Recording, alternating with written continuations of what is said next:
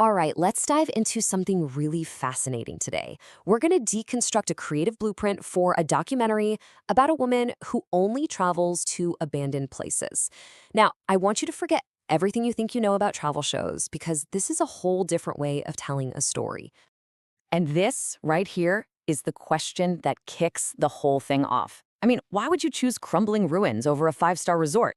Why pick a ghost town over a bustling city?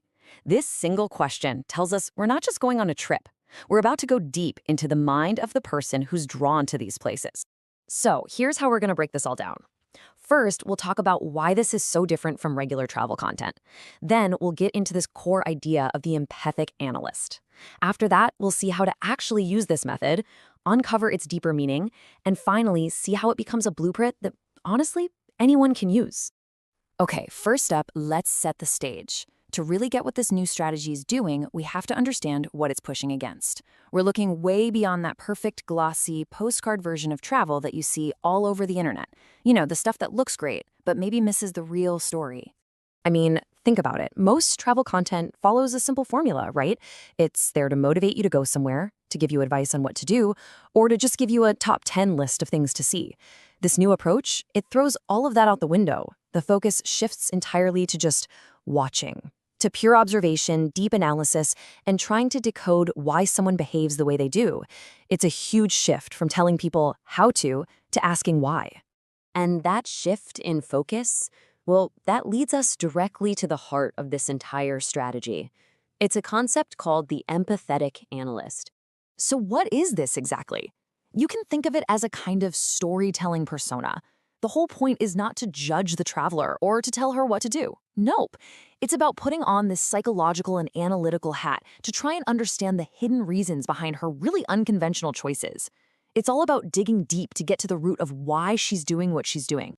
And if you look at the key traits here, they're all pointing in the same direction. You've got this analytical, almost psychological tone. Objective observation is everything. The focus is always on why, not how to. And maybe most importantly, you completely avoid judgment. That's what really sets this apart. It's not about saying if something is good or bad. It's just about understanding it with some real intellectual depth. Okay, so that's the theory, which is cool and all, but how does this actually work in the real world? How do you actually do this? How do you decode the traveler? Well, it's really a four-step process. It all starts with just watching, with pure, unbiased observation. Then, you start to frame what you're seeing with more sophisticated, maybe even psychological language. From there, you can start to build a theory about what hidden motivations might be driving the behavior. And through it all, you have to constantly maintain that neutral, analytical stance. And this, right here, this is what makes this approach so powerful. It doesn't just hand you an answer on a silver platter. It respects you, the audience.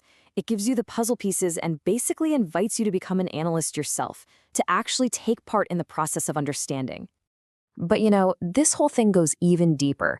It's not just a clever technique for making content. There's a much more meaningful purpose going on here.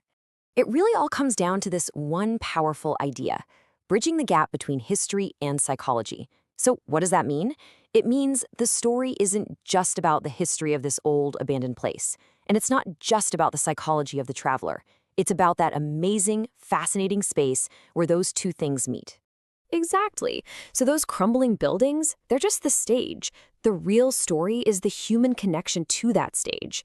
It's an exploration of how the past of a place can echo in the present mind of a person. The story is that beautiful dance between the world outside and the world inside the traveler's head. So when you put all these pieces together, what you really have is a blueprint, a transferable model for creating media that's way more thought-provoking and meaningful. And listen, whether you're a filmmaker, a writer, or just someone who loves a good story, these ideas are so powerful. Go deeper than the obvious. Always try to decode the why behind what people do. Choose analysis over easy advice. Aim for depth, and I think this is crucial, tell stories that trust your audience to think for themselves. And look, this way of thinking isn't just for a documentary about abandoned places. You can apply this lens anywhere. Think about it. What passions, what hobbies, what behaviors in your own life or the world around you could be understood on a much deeper level?